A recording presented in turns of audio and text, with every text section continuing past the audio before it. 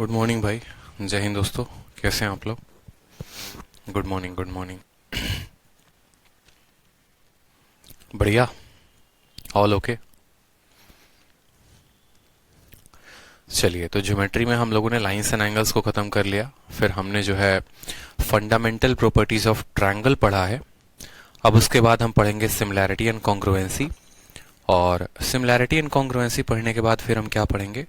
Types of triangle. और फिर उसके बाद तब सेंटर्स ऑफ ट्रायंगल पढ़ेंगे। सेंटर ऑफ ट्रायंगल्स हो गया जैसे incentre, circumcentre, orthocentre. यानी ये शीट नंबर 2 है, फिर होगी शीट नंबर 3 और फिर होगा शीट नंबर 4। ठीक है। प्रिया वर्मा पूछ रही हैं कल कहाँ थे? कल हमारी तबीयत खराब थी, इस वजह से कल हम क्लास दोपहर में नहीं ले पाए। ठीक है। चलिए, अब बात करते हैं यहाँ पर सिमिलैरिटी एंड कॉन्ग्रुएंसी। तो देखो, ये एक लौता ऐसा टॉपिक है जहां से आपके बहुत ज्यादा क्वेश्चन बनते हैं। और सिमिलैरिटी एंड कॉन्ग्रुएंसी की अगर हम बात करें तो सिमिलैरिटी एंड कॉन्ग्रुएंसी में, ठीक है, पहले आपको क्या क्या जानने को मिलेगा वो देख लो। अभी फिलहाल मैंने अपलोड नहीं किया है फाइल को, लेकिन आपको मैं एक फाइल का छोटा सा लुक दिखा देता हूँ कि आपकी जो शीट मिलेगी सिमिलैरिटी एंड कॉन्ग्रुएंसी पे, वो शीट कैसी होगी, क्या क्या उसमें लिखा होगा वो भी देख लो, ताकि आपको प्रॉपर तरीके से समझ में आ जाए। ठीक है, एक मिनट, मैं आपको एक फाइल ही भेज रहा हूँ। यहाँ पे फाइल जो है अपन देखते हैं।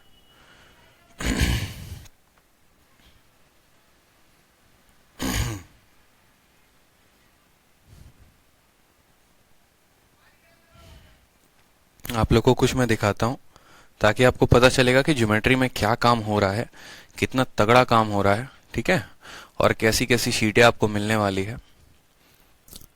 ठीक, और ये सभी शीट जो है वो मैं एक एक करके अपलोड करूंगा, एक ही बार में पूरा अपलोड नहीं करूंगा। ठीक है।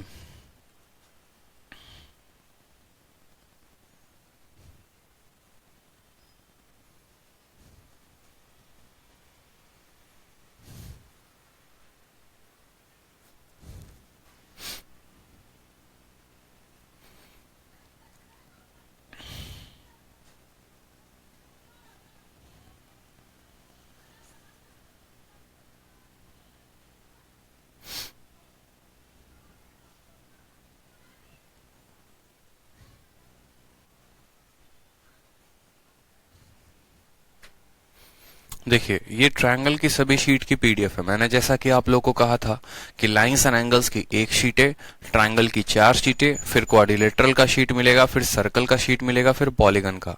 लाइंस एंड एंगल्स की शीट आप लोगों को दे दी है। अब बच गए हमारे ट्रायंगल में 4 शीट। तो ट्रायंगल में 4 शीट कौन कौन थे? पहली शीट आप लोगों को लाइंस एंड एंगल्स वाली, ये पूरी की पूरी मिल गई है। ठीक है, ये अपलोड करवा दी है। उसके बाद बात करते हैं शीट नंबर 2 की। शीट नंबर 2 जो मिलेगी वो आपको ऐसी होगी, सिमिलैरिटी एंड कॉन्ग्रुएंसी के ऊपर। सिमिलैरिटी एंड कॉन्ग्रुएंसी में देखो तो एक एक बातें थ्योरी के फॉर्म में बड़े अच्छे तरीके से लिखी गई है। शीट अपलोड करवा देंगे, लेकिन क्लास नोट्स अपलोड होने के बाद। ठीक है, एक एक फिगर के बारे में यहाँ बताया गया है, एक एक बातें यहाँ पर हिंदी में, इंग्लिश में लिखी गई है। सिमिलैरिटी होती है या लगती है तो कब लगती है। ठीक, कंडीशंस जो हैं वो कॉन्ग्रुएंसी और सिमिलैरिटी के क्या क्या हो सकते हैं, समझ में आ रहा है बात। फिर उसके बाद इसके कुछ हैक्स भी दिए गए हैं। हैक्स कहने का मतलब क्या हो गया? कुछ शॉर्टकट जिससे आप पता लगा पाएंगे कि सिमिलैरिटी लगेगी तो कब लगेगी। इसके साथ आपको सिमिलैरिटी के कितने नियम होते हैं कॉन्ग्रुएंसी के, तो हाइपोटेनस साइड टेस्ट भी दिया गया है। SAS सास हो गया, ठीक है। फिर उसके बाद आस हो गया, और एक तरीके से आप 555 भी कह सकते हो, AA भी कह सकते हो, ASA टेस्ट भी कह सकते हो। स्पॉट आप उनको कब करोगे कि सिमिलैरिटी कब लगेगी कब नहीं लगेगी, सारी बातें एक एक वे में, डिटेल वे में पूरा लिखा गया है। मतलब यूं समझ लीजिए कि जिस तरीके से आप बचपन में किताब में पढ़ते थे, थ्योरी पढ़ते थे, कि एक बातों का जानकारी होता था, तो ये शीट में सिर्फ आपको क्वेश्चन नहीं मिलेगा। ये शीट में सबसे पहले आपको एक एक बातें बड़े अच्छे तरीके से थ्योरी में लिखी होंगी, ताकि आपको नोट्स बनाने की आवश्यकता ना पड़े, इतनी कहानी लिखने की आवश्यकता ना पड़े, और वो हम आपको प्रिपेयर करके दें। कोई भी प्रॉपर्टी होती है सिमिलर ट्रायंगल की, तो उसकी क्या क्या प्रॉपर्टी होती है, उसका पेरीमीटर, उसका सेमी पेरीमीटर, एक एक बातें यहाँ पर लिखा गया है। फिर कुछ एग्जाम्पल्स आपके लिए दिए गए हैं यहाँ पर। जैसे मान लीजिए कितने एग्जाम्पल्स हो गए, देखते चलो। यहाँ पे 15, 16, 20 एग्जाम्पल्स हो जाएंगे। ठीक है, यहाँ पर मान लो कि 18, 19, 20 एग्जाम्पल मैंने आपको दे दिया। अब 20 एग्जाम्पल देने के बाद फिर एक और प्रॉपर्टी पढ़ाई आपको, थिल्स थ्योरम पढ़ा आपने। थिल्स थ्योरम बहुत महत्वपूर्ण है। फिर थिल्स थ्योरम के ऊपर फिर कुछ एग्जाम्पल्स दिए गए हैं। ठीक है, और थिल्स थ्योरम के ऊपर मान लो जैसे 5 एग्जाम्पल दे दिए। फिर थिल्स थ्योरम के बाद फिर एक और प्रॉपर्टी आ गई, मिड पॉइंट थ्योरम, जो आप लोगों को पढ़ना है। सिमिलैरिटी में, तो मिड पॉइंट थ्योरम आपने पढ़ा, और तब जाकर अब आपका आता है एक्सरसाइज 2। एक्सरसाइज 1 शुरू में था, एक्सरसाइज 2 ये हो गया। अब एक्सरसाइज 2 में आपके टोटल मिलाकर 70 क्वेश्चंस होंगे, जो आपके थ्योरी पर थे, जो आपके थेल्स थ्योरम पर थे, जो आपके मिड पॉइंट थ्योरम पे थे।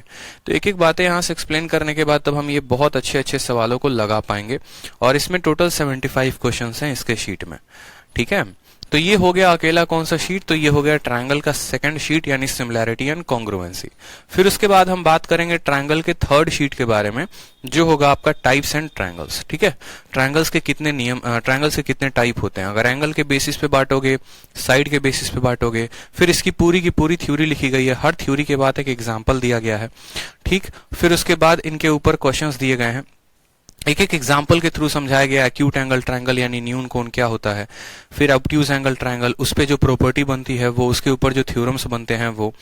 ठीक है, और फिर आइसोस्केलेस ट्रायंगल, हर बात दिया गया है। आप अगर टाइप्स ऑफ ट्रायंगल की शीट देखोगे तो 16 पन्ने की ये शीट हो गई है। जितने भी एग्जांपल्स होते हैं, जितने भी बुक्स में दिए गए हैं, ठीक है, हर एग्जांपल को ब्यूटीफुल तरीके से इसमें जो है वो सजाया गया है, उसको नोटिस किया गया, उसको नोट किया गया यहाँ पे, और फिर उसके ऊपर फिर बाद में क्वेश्चंस दिए गए हैं इसके एक्सरसाइज में। इसके एक्सरसाइज में देखोगे तो आपको कुल मिलाकर 60 क्वेश्चन मिलेंगे। ठीक है, और जो एग्जाम्पल होते हैं वो अलग होते हैं। अब बात करते हैं यहाँ पर शीट नंबर 4 की, जो आपका आता है सेंटर्स ऑफ ट्रायंगल। अब सेंटर ऑफ ट्रायंगल में देखेंगे तो सेम तरीके से सेंटर कैसे होता है, जैसे मानो सिर्फ टीचर आते हैं बोर्ड पे लिखवा देते हैं इन सेंटर, जहां पर आपको फलाना फलाना बाइसेक्ट करे इन सेंटर होता है। लेकिन यहां पर बकायदा बताया गया है कि इन सेंटर के पहले एंगल बाइसेक्टर क्या होता है, फिर जहां एंगल बाइसेक्टर कैसे होते हैं, कितने तरह के होते हैं, एक इंटीरियर होता है, एक एक्सटीरियर होता है, फिर उसके बाद तब आपको बताया गया है कि भैया इन सेंटर कहां लगता है। इसी तरीके से फिर सर्कम सेंटर की प्रॉपर्टी बताई गई है। हर एक बात को इतने ब्यूटीफुल तरीके से यहां बताया गया है, हर क्वेश्चन के ऊपर एग्जाम्पल दिया गया, हर प्रॉपर्टी के बाद एग्जाम्पल, हर प्रॉपर्टी के बाद एग्जाम्पल। देखते चलो, ये 22 पन्ने की अकेले शीट है। ठीक है, 22 पन्ने की अकेले शीट है, आपको यहां पर देखते चलो। फिर उसके बाद इतने क्वेश्चंस देने के बाद तब लास्ट में आपको क्या दिया गया है, तो प्रैक्टिस के लिए क्वेश्चंस दिए गए हैं कि लो इतने क्वेश्चंस लगा लो। और सबसे इंपॉर्टेंट बात बताऊं आपको, प्रैक्टिस के जो क्वेश्चंस भी है ना, वो उनका अपडेशन का लेवल देखो कि अपडेट कितना किया गया है। जरा गौर से यहां पर देखो कि ये अपडेट आपको क्या दिख रहा है, क्या लिखा हुआ है, सीजीएल 2020 का टीयर 1, यानी अभी 2 महीने पहले जो पेपर हुआ है ना, 2 महीने पहले सीजीएल में जो पेपर हुआ है उसके भी क्वेश्चंस इसमें मैंने डाल दिए हैं। इतना मैं क्यों बोलता हूं कि मेरा चैलेंज है कि आपको इस इंडस्ट्री में इतना ज्यादा अपडेटेड, इतना ज्यादा टाइपो कोई दे ही नहीं सकता है। जो मेरी टीम काम करती है ना, इतना खतरनाक लेवल उनका काम करने का, इतना खतरनाक तरीका है। ठीक है, और पूरी की पूरी टीम, और मेरे को तो मतलब यूं समझ लो कि ग्रेड अप वाले पूरे पीछे पड़े हुए, ग्रेड अप मतलब बायजूस, कि सर पूरी टीम के साथ आ जाइए, हमें ज्वाइन कर लीजिए, ये कर लीजिए, वो कर लीजिए, फलाना ठिकाना। अनअकैडमी का उसी तरीके से ऑफर पे ऑफर आ रहा है। लेकिन उतनी चीजें वो बात की बात है, हमारे लिए इंपॉर्टेंट क्या, हमारे लिए इंपॉर्टेंट है कि मैं आपको कितनी टाइप चीजें दे रहा हूं। अब जब ज्योमेट्री में मानो कि मैंने आपको ट्रायंगल दिया, ट्रायंगल में हर शीट अप्रोक्सीमेट 20 पन्ने की, 4 शीटें हो गई 80 पन्ने की है। लाइंस एंड एंगल्स 20 पन्ने का आ जाएगा, सर्कल आपको 40 से 50 पन्ने का आएगा, उसकी एक्सरसाइज 30 पन्ने की आ जाएगी। अकेले आपको ज्योमेट्री में है ना, मैं आपको 200 पन्ने का कंटेंट दे रहा हूं almost.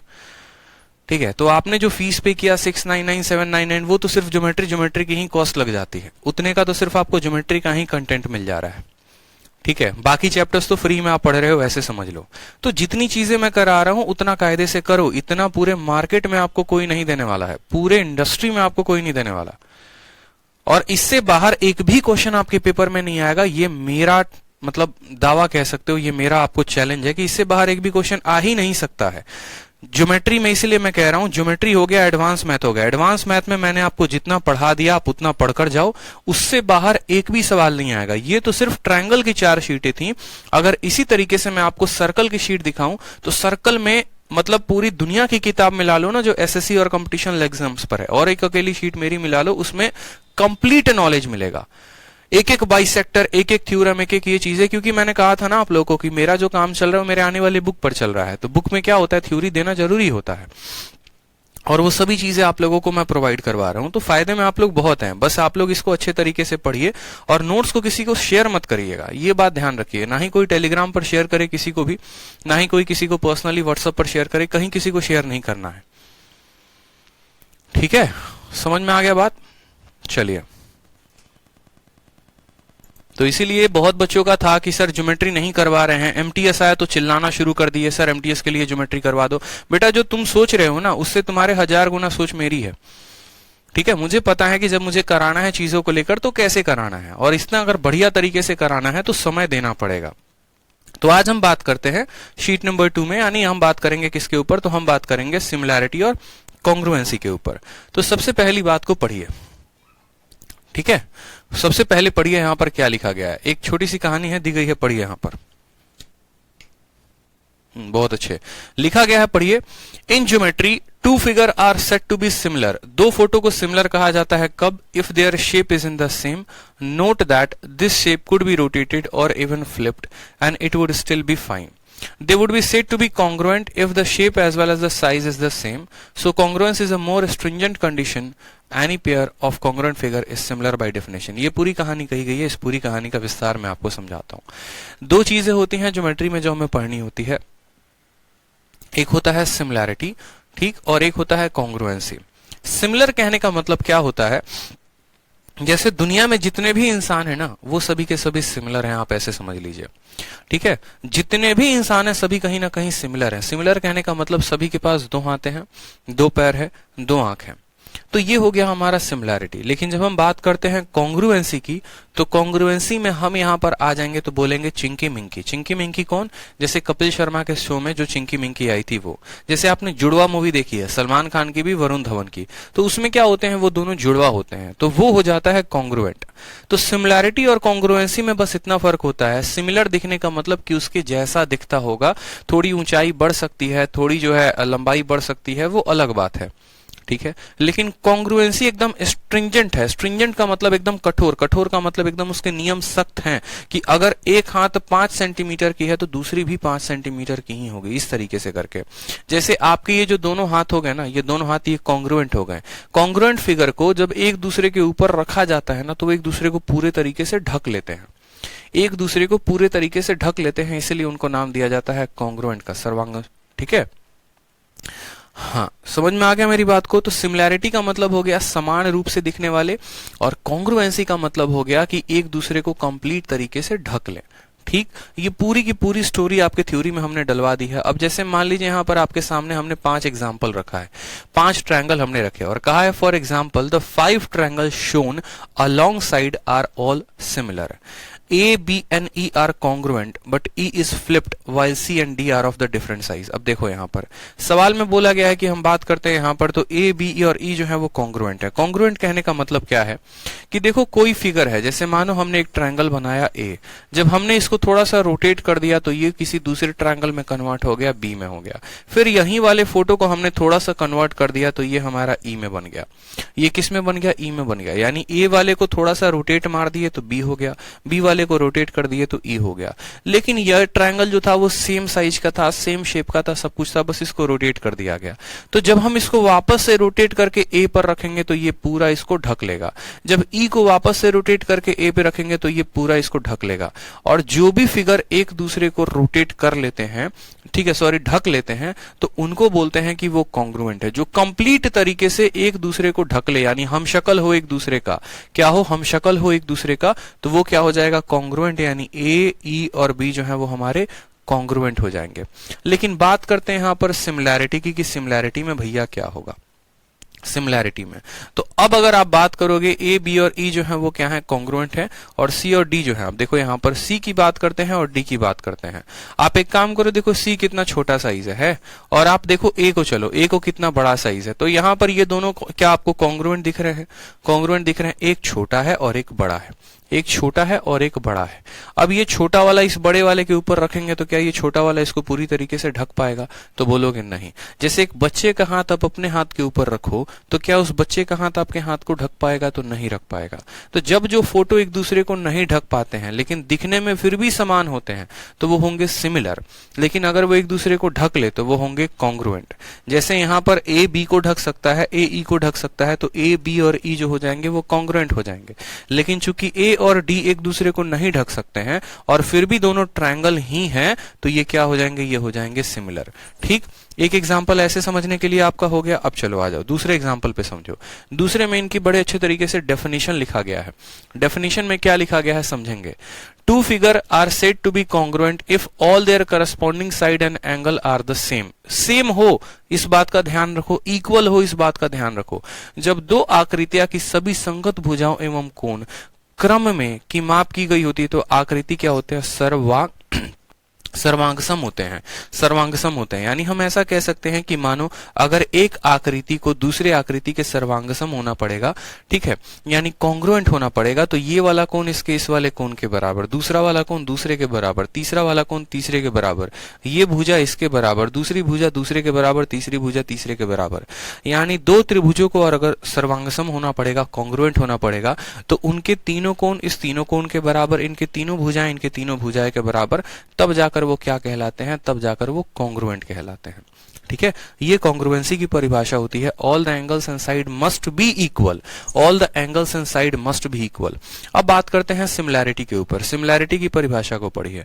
To figure can said to be similar if their angles are the same, ठीक है, and their corresponding sides are in the same ratio. इस बात को, फर्क को समझना, रेशियो वर्ड इस्तेमाल किया गया है।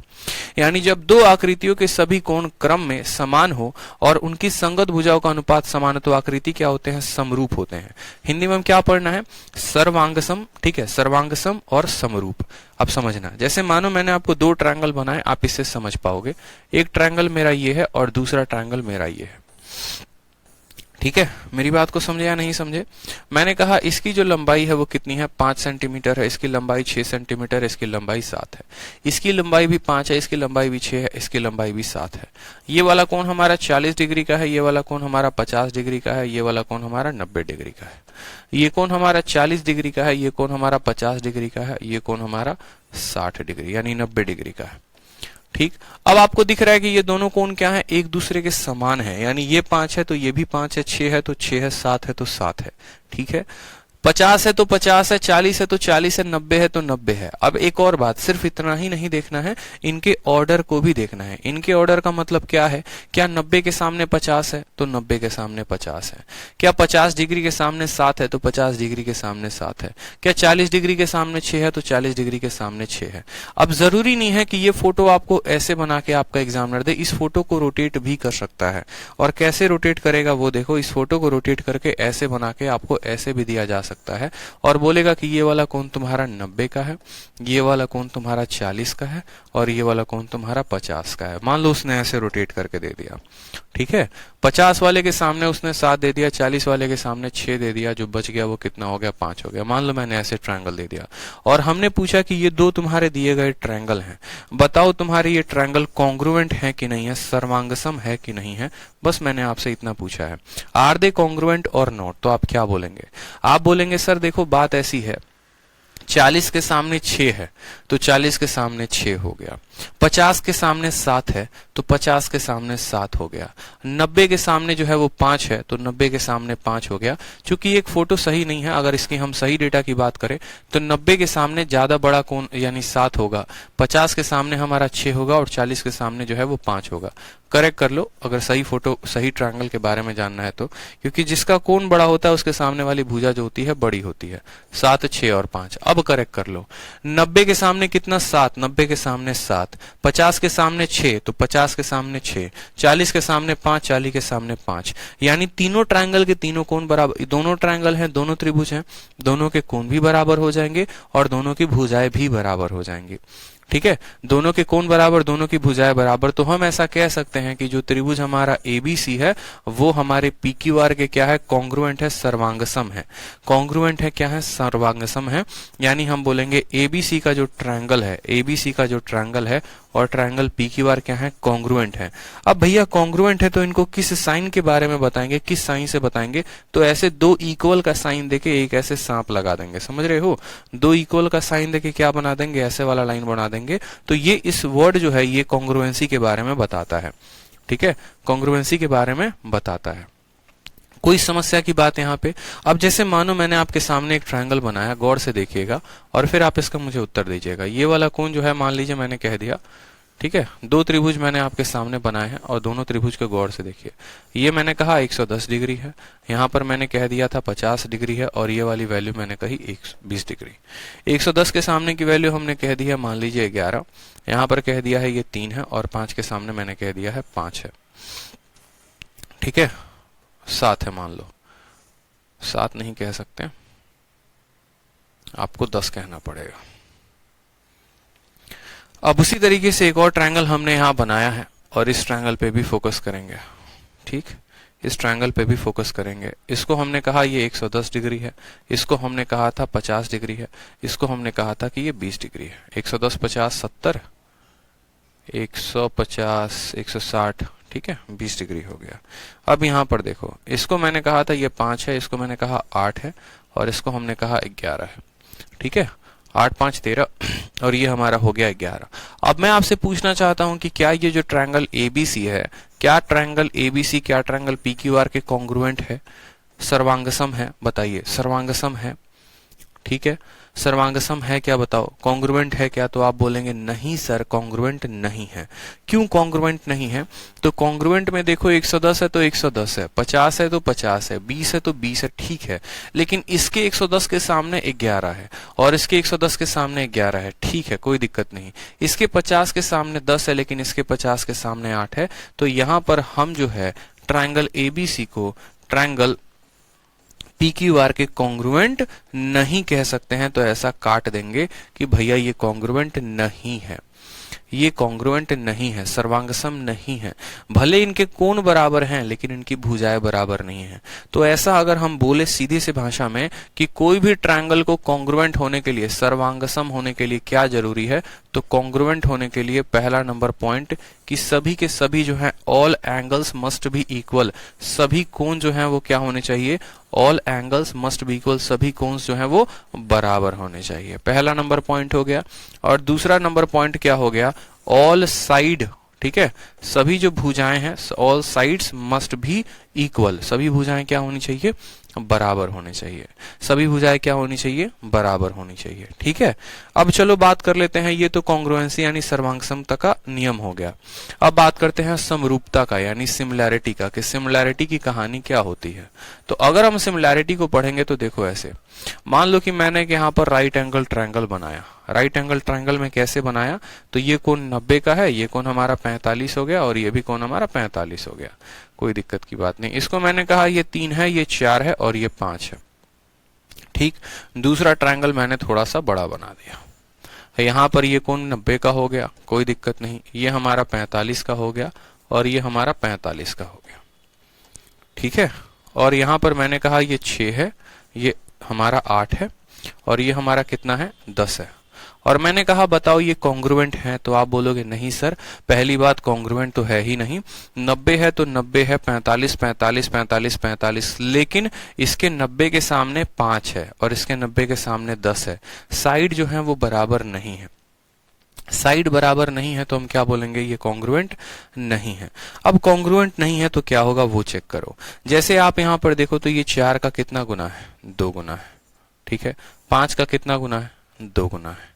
3 का कितना गुना है, 2 गुना है। यानी यहां पर अगर आप देखेंगे तो जो रेशियो है 3/6 यानी 1/2, 4/8 यानी 1/2, 5/10 यानी 1/2, तो जो रेशियो है वो क्या है, सब में समान है।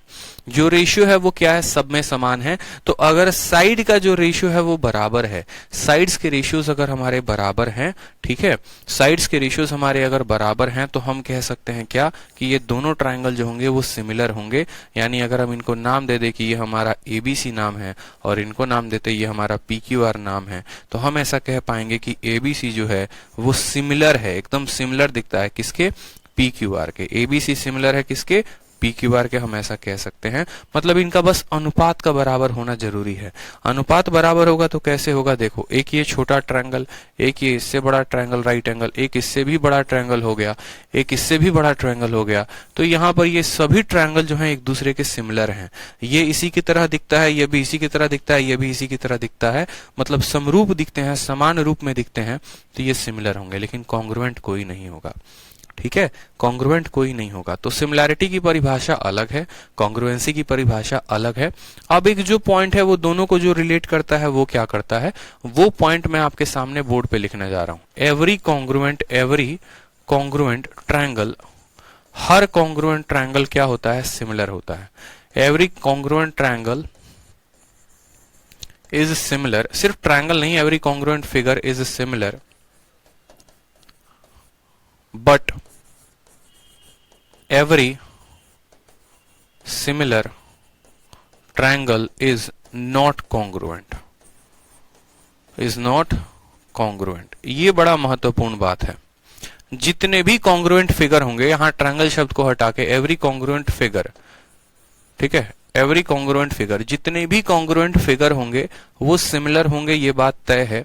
लेकिन जितनी भी फिगर होंगे अगर वो सिमिलर हैं तो वो कॉन्ग्रुएंट होंगे, ये तय नहीं है, ये फिक्स नहीं है। समझ में आ गया बात मेरे? जैसे मैं आपको बताऊं अगर यहाँ पे, तो जो कॉन्ग्रुएंसी में बात की थी, यहाँ पर हमने दो कॉन्ग्रुएंसी कहा था। मैंने कहा था ये और ये क्या है, सर्वांगसम है, कॉन्ग्रुएंट है।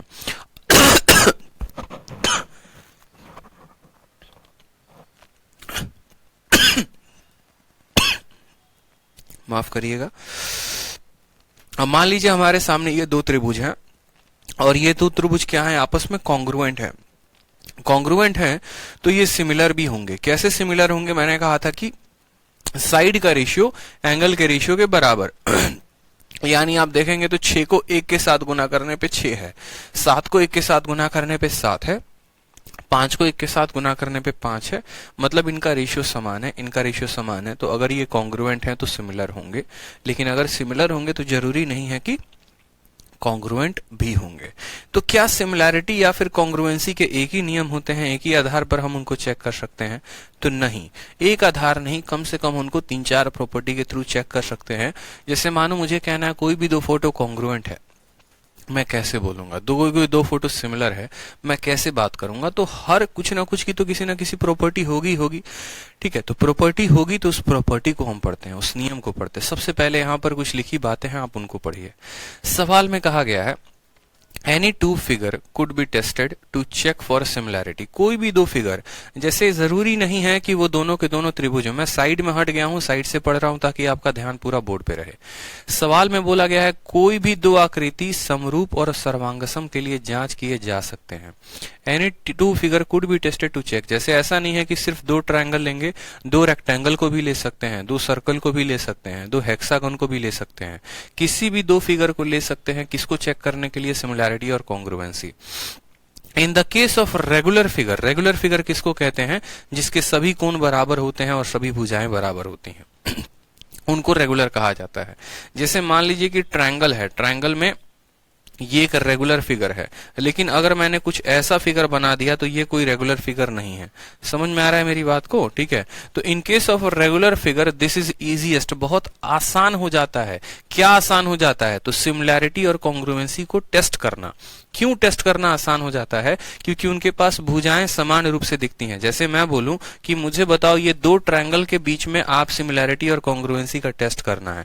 आप बोलोगे सर कर सकते हैं, क्यों? क्योंकि 3 कोण इसके पास, 3 कोण इसके पास, 3 भुजा इसके पास, 3 भुजा। लेकिन वही मैंने कह दिया, एक काम करो, आपका इसका जो है, ठीक है, आप इन दोनों में सिमिलैरिटी और कॉन्ग्रुएंसी लगाओ। तो बोलोगे सर कैसे लगाएंगे? ना इसके कोण का पता है, ना इसके कोण का पता है, ना इसके साइड का पता है, ना इसके साइड का पता है।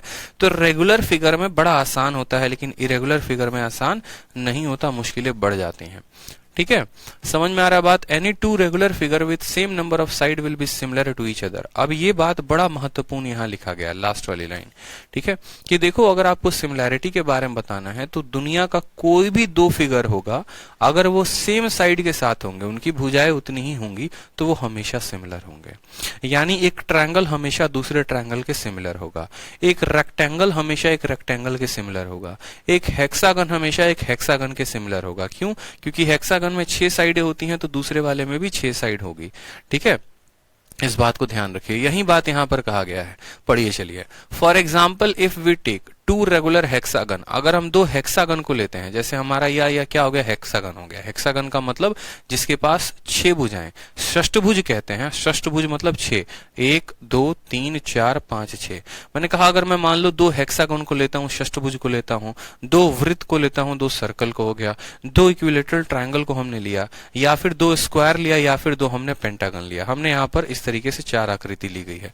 तो अब इनका सिमिलैरिटी टेस्ट करना क्या है, आसान है। इनका कॉन्ग्रुएंसी भी टेस्ट करना क्या है, तो आसान है।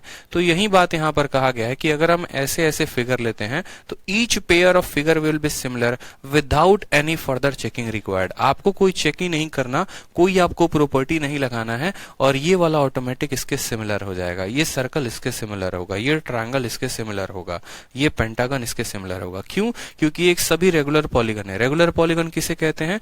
जिसकी सभी भुजाएं समान होती हैं आपस में, और जिसके सभी जो कोण है वो समान होते हैं। ये इसीलिए इक्विलेटरल ट्रायंगल कहा गया है, ना कि आइसोस्केलस या स्केलन। फिर से मेरी बात को समझिएगा, मैंने आपको क्या कहा। मैंने कहा दुनिया के कोई भी आप दो फिगर को लीजिए, और वो दो फिगर जो है अगर वो रेगुलर पॉलीगन है तो वो हमेशा से पैदाइशी वो सिमिलर रहेंगे। जैसे मान लो कि एक पुत्र जन्म लेता है ना, ठीक है, जैसे मान लो किसी का भी बेटा हमेशा अपने पिता से क्या होगा, सिमिलर होगा। उसके अंदर उसके पिता के खून का अंश होता है, डीएनए वीएनए एवरीथिंग जो आप कह सकते हैं, तो सिमिलैरिटी ऑटोमेटिक आ जाती है। तो समझो कि ये बाप है और ये बेटा है, तो बाप और बेटा हमेशा सिमिलर, बाप और बेटा हमेशा सिमिलर, बाप और बेटा हमेशा सिमिलर, बाप और बेटा हमेशा सिमिलर। तो ऐसा ये जन्मावती सिद्धांत है कि पिता और पुत्र हमेशा क्या होंगे, सिमिलर होंगे। यानी दो एक तरह के रेगुलर पॉलीगन हैं तो वो हमेशा सिमिलर होंगे, चाहे वो दोनों ट्रायंगल क्यों ना हो, चाहे वो दोनों सर्कल क्यों ना हो, चाहे वो दोनों पेंटागन क्यों ना हो। ठीक है, ये सिमिलैरिटी का नियम होता है। फिर उसके बाद सिमिलर चलो हो गए, तो उससे उनके ऊपर प्रभाव क्या पड़ेगा। हमने तो ये कह दिया कि चलो बेटा तुम सिमिलर हो, लेकिन सिमिलर होने के बाद प्रभाव क्या होगा, क्या उनमें कुछ चेंजेस आएंगे, क्या उनकी कुछ बातें होंगी। ठीक है, तो वो समझो यहाँ पे, वो समझो यहाँ पे सवाल में बोला गया है once we identified two figure as similar. अगर हमें एक बार पता चल जाता है कि दुनिया की कोई भी दो फोटो सिमिलर है with side in the ratio x ratio y, और सिमिलर किस रेशियो में, जैसे मानो कि उनके साइड्स का रेशियो x रेशियो y है। जैसे मैंने कहा नहीं था 1:2 हो सकता है, उनकी भुजा 2:3 हो सकती है, उनकी भुजा 3:4 हो सकती है। एक बार हमें पता चल गया कि दो ट्रायंगल आपस में सिमिलर हैं, जैसे मान लो मुझे ये पता चल गया एक बार मुझे पता चल गया कि यहाँ मैंने दो ट्रायंगल बनाए हैं और ये दोनों ट्रायंगल क्या हैं, एक दूसरे के सिमिलर हैं। इनके सभी साइड्स का रेशियो क्या है, तो 1:2 है। यानी अगर ये 10 है तो 20 है, ये 20 है तो ये 40 है, ये 40 है तो ये 80 है। मतलब इनके साइड्स का रेशियो क्या है जनाब, तो इनके साइड्स का जो रेशियो है वो 1:2 में है। तो उसके बाद क्या होगा, उसके बाद क्या क्या प्रभाव पड़ेगा वो देखो। तो उसके बाद कहा गया then straight away all their linear dimensions will be in the same ratio. Linear dimension का मतलब 1D, सेम रेशियो में होंगे x y। साथ में उनके एरिया का अनुपात जो होगा वो x स्क्वायर y स्क्वायर होगा। उनके वॉल्यूम का अनुपात x क्यूब y क्यूब, लेकिन वॉल्यूम तो हम 3D का निकालते हैं, 2D का नहीं निकालते हैं। Remember that any area dimension is the product of two length. मतलब इतनी कहानी कही गई है, मैं आपको सिंपल सा बताऊं। जैसे मान लो मैं आपको क्या क्या बोलता हूं, मेरे कहने का मतलब कि अगर इनके साइड का अनुपात 1:2 है, जैसे मानो इसका साइड 1 है तो इसका साइड मान लो 2 होगा। यहाँ पर ये भुजा 5 है तो ये भुजा इसकी 10 होगी, ये भुजा इसकी 6 है तो ये भुजा इसकी 12 होगी। तो मैं आपको ये कहना चाहता हूँ कि देखो भुजाओं का अनुपात कितना है, 1:2, 1:2, 1:2। तो अगर भुजा का अनुपात 1:2 है तो जितने भी लीनियर डायमेंशंस होंगे, अब बोलोगे सर ये लीनियर डायमेंशन क्या होता है। लीनियर डायमेंशन का मतलब ये होता है जिनको आप किसी एक के पावर में डिनोट कर सको। एक पावर का मतलब क्या, जैसे दो त्रिभुज में आगे चलकर पढ़ोगे तो क्या क्या होता है वो समझो। ठीक है, लीनियर डायमेंशन का मतलब क्या हो गया वो समझिएगा। लीनियर डायमेंशन का मतलब होता है 1D, और 1D का मतलब क्या होता है, जिसके पास कोई भी एक वैल्यू हो, या तो उसके पास लंबाई हो, या उसके पास चौड़ाई हो, या उसके पास ऊंचाई हो, या उसका पेरीमीटर हो, या उसका इन रेडियस हो, उसका सरकम रेडियस हो, बहुत सारी बात है। जैसे ये दो त्रिभुज है ना, तो ये दो त्रिभुज में क्या क्या होती हैं वो बातें को देखिए। आपके ये दो रेक्टेंगल हो गए या दो ट्रायंगल हो गए, ठीक। अब ये दोनों ट्रायंगल हो गए तो क्या होगा, यहाँ पर एक बात मैंने लिखा हुआ है पूरा पीपीटी में, समझिएगा। जैसे यहाँ पर देखो, जैसे मान लो मैंने यहाँ पर कहा है, इस बात को समझो यहाँ पे तो आपको प्रॉपर पता चलेगा। जैसे मेरे पास ये दो ट्रायंगल हैं, ट्रायंगल ABC है और ट्रायंगल PQR है। यहाँ पर इनके साइड का रेशियो कितना है, AP है। यहाँ पर अलग अलग साइड है, इसका साइड A है, B है और C है, इसका साइड P है, Q है और R है। तो मैंने आपको कहा है कि अगर जैसे मानो इनके साइड का रेशियो 1:2 आ गया, यानी A जो है और P का रेशियो 1:2 आ गया, तो इनके पेरीमीटर का भी रेशियो 1:2 होगा। ये सभी 1D हैं। इनके सेमी पेरीमीटर का भी रेशियो 1:2 होगा। इनके जो मीडियंस बनाए जाएंगे, यहां से जो मीडियंस बनाए जाते हैं ना, ये जो मीडियंस जो साइडों को आधे आधे में काटते हैं, तो ये मीडियंस का भी जो रेशियो होगा वो क्या होगा, 1:2। इनके इन रेडियस कौन सी लाइन होती है, आगे चलकर डिटेल में पढ़ाएंगे आपको कि यहां से जो यहां पर डाला जाए, ठीक है, साइड से जो यहां पर 90 डिग्री डाला जाए, ये इन रेडियस होता है। तो इनके इन रेडियस का भी रेशियो 1:2 होगा। यानी अगर इसका इन रेडियस 3 है और साइड का रेशियो 1:2 का है, तो इसका इन रेडियस 6 का होगा। उसी तरीके से सरकम रेडियस कौन सा भैया, ये वाला लाइन को सरकम रेडियस कहते हैं। तो इस लाइन को क्या कहेंगे, सरकम रेडियस। और सरकम रेडियस का भी फिर रेशियो कितना होगा, तो 1:2 होगा। ठीक, उसके बाद बात करते हैं यहाँ पे कि चलो जितने भी वन डायमेंशनल हो गए, जैसा कि मैंने आपको कहा ना कि दो ट्रायंगल हैं, दो ट्रायंगल का रेशियो अगर 1:2 का है, तो उनके साइड्स का रेशियो 1:2, उनके पेरीमीटर का रेशियो 1:2, उनके सेमी पेरीमीटर का रेशियो 1:2, उनके इन रेडियस का रेशियो 1:2, उनके सरकम रेडियस का रेशियो 1:2। मतलब वन डायमेंशनल जितनी भी चीजें हो गई, सब का रेशियो 1:2 आएगा। परसेंटेज में भी ये बात मैंने पढ़ा रखी है। ठीक है, समझ में आ गया। अब बताओ वन डायमेंशनल जितनी भी चीजें, वन डायमेंशनल को आप पहचानोगे कैसे? तो आप बोलोगे सर वन डायमेंशन का मतलब होता है कोई भी एक वैल्यू, और जब हम उनको मीटर, सेंटीमीटर, किलोमीटर किसी में भी रिप्रेजेंट करेंगे तो उनका पावर 1 होगा। जैसे पेरीमीटर हो गया, किसी भी ट्रायंगल का पेरीमीटर कैसे लिखते हो? तो मान लो बोलोगे 18 सेंटीमीटर, तो सेंटीमीटर का पावर 1 है। आप जो है मान लो मीडियन या इन रेडियस को किस में बताते हो? बोलते हो सर सर्कल की रेडियस जैसे 7 सेंटीमीटर होती है, इसकी भी पावर 1 है। लेकिन वहीं जब आप एरिया लिखते हो तो एरिया में क्या लिखते हो? मान लो 49 सेंटीमीटर स्क्वायर, यहाँ पावर 1 था और यहाँ पावर 2 आ चुका है। पावर क्या आ चुका है? 2 आ चुका है। यानी जितने भी पावर 1 वाले हैं वो 1 डायमेंशनल होते हैं, जितने पावर 2 वाले हैं वो 2 डायमेंशनल होते हैं, और जिसके पे पावर 3 लगा होता है, जैसे वॉल्यूम में 3 लगा होता है, तो वो 3 डायमेंशनल होते हैं। तो मेरे कहने का मतलब है कि अगर किसी भी 1D फिगर का रेशियो फिक्स हो गया कि अगर वो x/y में है, तो उसके जितने भी 1D वाली चीजें होंगी, अगर लंबाई का अनुपात 1:2 है, तो चौड़ाई भी 1:2 में होगा, ऊंचाई भी 1:2 में होगा, पेरीमीटर भी 1:2 में, मीडियन भी 1:2 में, सब कुछ 1:2 में। यानी जितने भी 1D हैं सब 1:2 में। ठीक है, समझ में आ गया बात।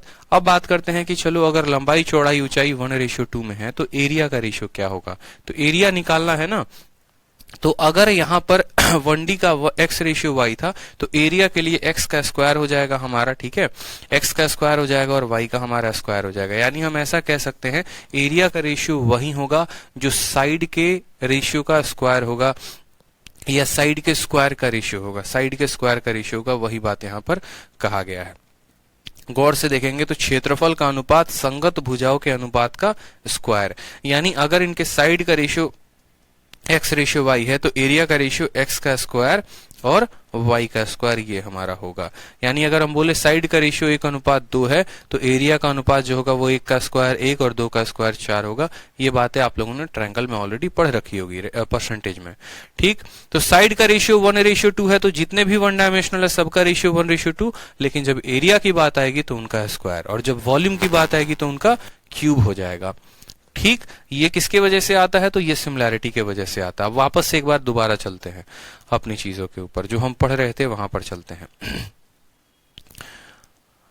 ठीक है, अब यहां पर आ जाओ। तो सेम बातें यहां पर कही गई हैं कि अगर हमारा एक बार कोई रेशियो x/y आ जाता है, तो जितने भी 1 डायमेंशनल होंगे सबका रेशियो x/y होगा, और जो एरिया होगा वो कितना होगा? तो x का स्क्वायर और y के स्क्वायर के रेशियो में होगा। ठीक है, समझ में आ गया बात। चलो अब अगला स्लाइड देखो। अगला स्लाइड, जैसे मैंने आपके सामने एक एग्जांपल दिया, मैंने कहा देखो मेरे पास ये दो ट्रायंगल हैं, ठीक है, और दोनों ट्रायंगल के जो साइड्स है ना वो 3:7 में है। बोर्ड पर पढ़िए क्या लिखा हुआ है कि दोनों ट्रायंगल के जो रेशियो है वो 3:7 में है। ठीक, जैसे यहाँ पर 3x है, 3y है 3z है, 7x है 7y है 7z है। यानी यहां पर देखोगे तो अगर ये 3 अनुपात कितना है, देखो x और x कट जाएगा 3:7, y और y कट जाएगा 3:7, z और z कट जाएगा 3:7। कहने का मतलब मेरा ये है यहाँ पर कि इनके जो सभी के सभी बेसिस हैं वो 3:7 में है, 3:7 में है, 3:7 में है। ठीक है, सभी साइड 3:7 में है। देन देयर पेरीमीटर, तो इनका जो पेरीमीटर दोनों का होगा, इसका पेरीमीटर अलग होगा, इसका पेरीमीटर अलग। पेरीमीटर का मतलब परिमाप, तो इनका जो परिमाप होगा, एक एक चीजों को पढ़ते चलो यहाँ पे।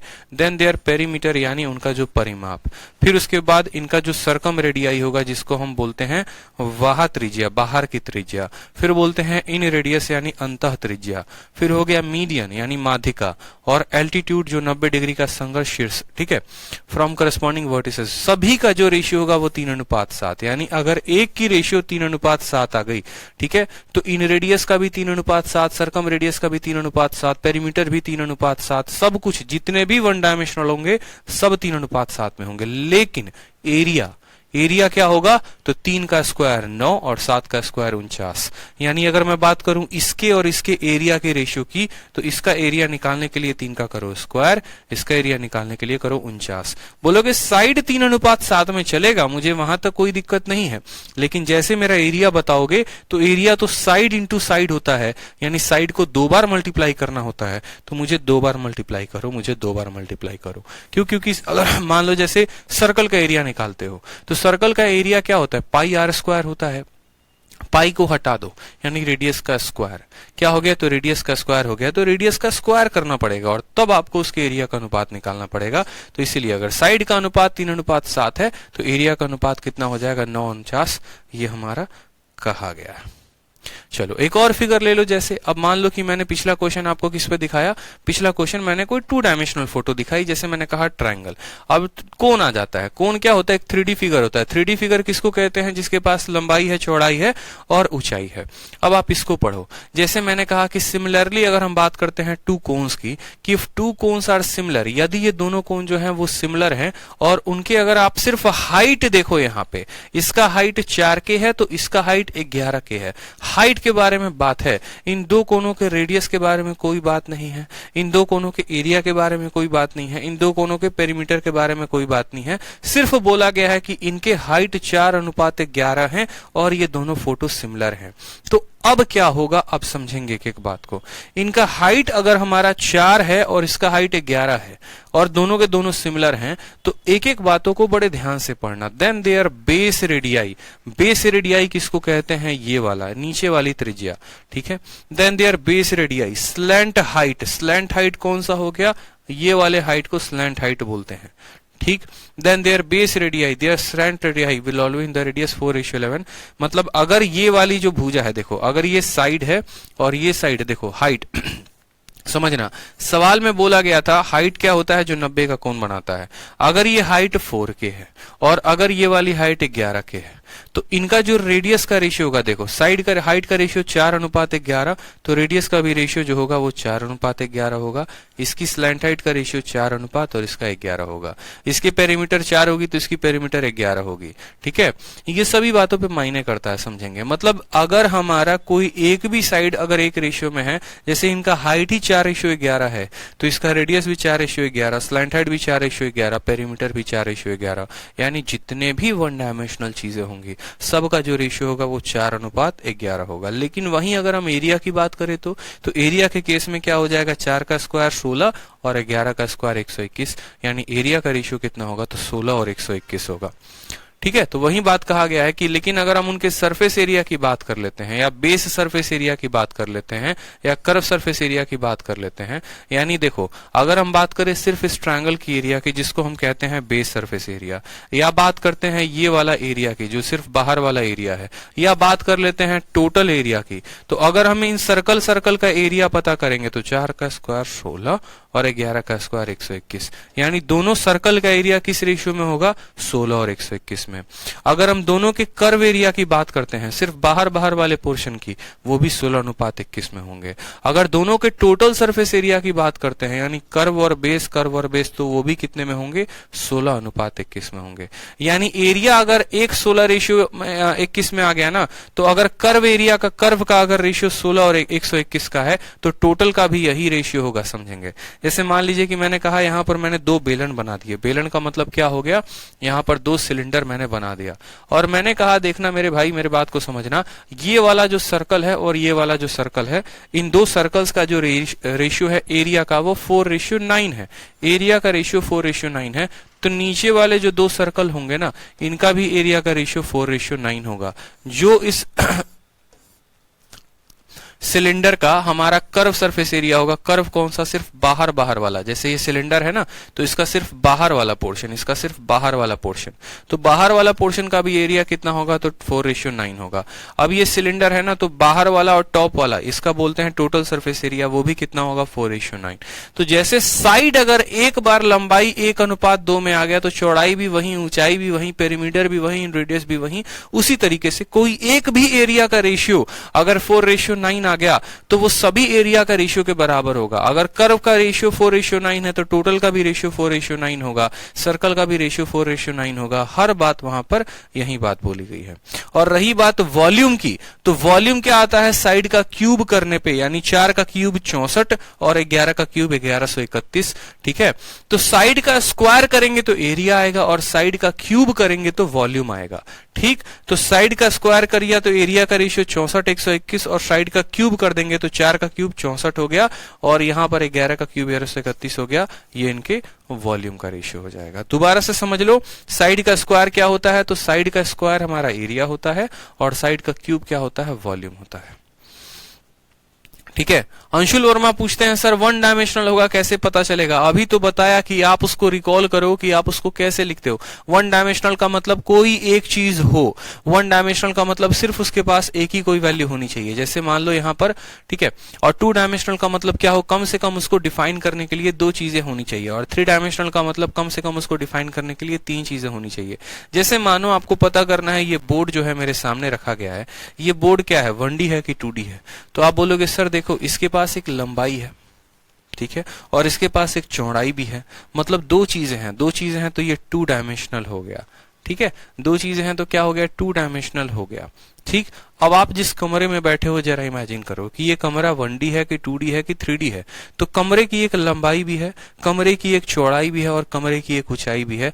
मतलब इसको डिफाइन करने के लिए 3 चीजों की आवश्यकता है, एक लंबाई, एक चौड़ाई और एक ऊंचाई। मतलब ये क्या है? तो ये 3D फिगर है। ठीक है, जिसको डिफाइन करने के लिए जितने लोगों की आवश्यकता होती है वो उतना डायमेंशनल हो जाता है। ठीक, चलिए बात करते हैं यहाँ पे। तो यहाँ पर क्या बोला गया है कि ट्रायंगल्स के क्या कंडीशंस होंगे? सिमिलर है तो क्या होगा? कॉन्ग्रुएंस हो तो क्या होगा? यहाँ पर तो क्या होता है कि बच्चा बड़ा परेशान रहता है। ठीक है, बच्चा मतलब एकदम रूल्स रट रट के और परेशान हो कि एकदम इतना परेशान हो जाएगा। तो मैंने आप लोगों के लिए बहुत ईजी बना दिया है। मैंने कहा कि जब मैं एक प्रॉपर्टी पढ़ाऊंगा तो उसी प्रॉपर्टी के साथ मैं ये बता दूंगा आपको कि ये सिमिलर कब होगा और कॉन्ग्रुएंट कब होगा। ठीक है, तो अब आप लोग वो सभी प्रॉपर्टी पढ़ने वाले हैं जिससे आप इसको बता पाएं कि ये सिमिलर होगा तो कब होगा, कॉन्ग्रुएंट होगा तो कब होगा, और किस प्रॉपर्टी के साथ होगा। ठीक, समझ में आ गया बात? क्लियर है? बताओ, अभी तक जो बताया वो क्लियर है? तो आगे बढ़ा जाए।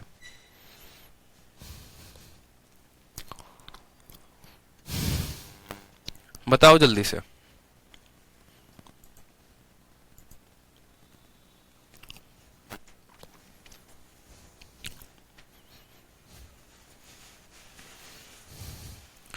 चलो, तो सबसे पहली देखो प्रॉपर्टी यहां पर क्या हो गई? SSS test. ठीक है, यानी हम 3 टेस्ट पढ़ेंगे, सास आस 555। ठीक, सास आस 555। अब सास आस 555 पढ़ेंगे तो इसको आप कह सकते हो ये 555 है। 555 का मतलब SSS। 555 देखो 555 दिख रहा है ना, तो समझ लो हम लोग कौन सी प्रॉपर्टी पढ़ रहे हैं? 555 पढ़ रहे हैं, यानी SSS पढ़ रहे हैं। अब SSS प्रॉपर्टी में क्या होगा? तो हम यहां पर बोलेंगे if we check the 3 side of 2 triangle then the triangle R। जैसे मानो यहां पर हमने आपको कहा कि हमने 3 ट्रायंगल बनाए हैं। एक ट्रायंगल ABC है, दूसरा ट्रायंगल XYZ है, तीसरा ट्रायंगल PQR है। तो यहां पर हमने कहा कि एसएसएस टेस्ट हमने किया है, और एसएसएस टेस्ट में क्या किया है, हमने 3 त्रिभुज लिए हुए हैं, ठीक है। ये तीनों त्रिभुज कॉन्ग्रुएंट होंगे, कब होंगे, सर्वांगसम होंगे, कब, if the 3 pair of the side of 2 triangle are equal in length, ठीक है। तीनों पेयर ऑफ साइड जो हैं किसी भी 2 ट्रायंगल के वो इक्वल हों, और similar if the corresponding side of 2 triangle are equal in length. मतलब मैं आपको ऐसे समझाता हूं कि क्या किया कि मैंने आपको कहा कि ये आप 2 ट्रायंगल लो, सिर्फ आप ये 2 ट्रायंगल लो। अब ये 2 ट्रायंगल जब आपने लिया और इसकी जो लंबाई आपने ली कि इसकी लंबाई 3 है, इसकी लंबाई 4 है, इसकी लंबाई 5 है, इसकी लंबाई 3 है, इसकी लंबाई 4 है, इसकी लंबाई 5 है, यानी side side side test, side side side test. इसकी साइड अगर इसके साइड के बराबर, इसकी साइड अगर इसके साइड के बराबर, इसकी साइड इसके साइड के बराबर, यानी अगर मेरी तीनों साइडें तीनों साइडों के बराबर हो जाती हैं, तीनों साइड मेरी तीनों साइड के बराबर हो जाती हैं, तो हमारा एसएसएस के थ्रू ये दोनों ट्रायंगल कॉन्ग्रुएंट होगा। और खुद बता दो, जब भी दो कोई ट्रायंगल कॉन्ग्रुएंट होते हैं, सर्वांगसम होते हैं, तो क्या वो समरूप होते हैं, सिमिलर होते हैं? तो बोलोगे हाँ सर। यानी अगर ये 2 ट्रायंगल, देखो सिर्फ कॉन्ग्रुएंसी को प्रूफ करो, अगर कॉन्ग्रुएंट होगा तो सिमिलर होगा ही होगा, 100% तय है, ठीक। तो क्या यहां पर ये दोनों ट्रायंगल कॉन्ग्रुएंट होंगे? तो हाँ सर कॉन्ग्रुएंट होंगे। अगर कॉन्ग्रुएंट होंगे तो सर्वांगसम, सिमिलर होंगे, समरूप होंगे? तो बिल्कुल होंगे। यानी हम कह सकते हैं कि पहला टेस्ट हमने किया एसएसएस नाम का, ये 3 भुजाएं 3 ट्रायंगल हमने ली, तो इसकी ये वाली भुजा जो है इसकी ये वाली भुजा के बराबर और इसकी ये वाली भुजा के बराबर, यानी हमारा AB जो है वो XY के बराबर है, वो PQ के बराबर है। तो इसकी एक भुजा दोनों भुजा के। अब इसकी दूसरी वाली भुजा हमने देखी AC जो है वो किसके बराबर है? PR के, और वहीं बराबर है XY के, मतलब दूसरी वाली भी भुजा बराबर हो गई। अब तीसरी वाली भुजा देखते हैं। तीसरी वाली भुजा यहाँ पर ये थी, यहाँ पर ये थी, यहाँ पर ये थी, मतलब तीनों त्रिभुज के तीनों भुजाओं जो है बराबर। जरूरी नहीं ये आपस में बराबर हो, ये अलग अलग हो सकता है, 5 6 7 5 6 7 5 6 7, कोई फर्क नहीं पड़ता। लेकिन हाँ, इसका जो 5 होगा, क्या इसका वही 5 है? क्या इसके पास भी 5 है? इसके पास अगर 6 है तो इसके पास 6 है, इसके पास 6 है, इसके पास 7 है, इसके पास 7 है, तो इसके पास 7 है। अगर ऐसा है तो यहां पर ये दोनों त्रिभुज क्या हो जाएंगे? कॉन्ग्रुएंट हो जाएंगे। कॉन्ग्रुएंट का मतलब आप यूं कह लीजिए कि दोनों सर्वांगसम हो जाएंगे। क्या हो जाएंगे? कॉन्ग्रुएंट हो जाएंगे, सर्वांगसम हो जाएंगे।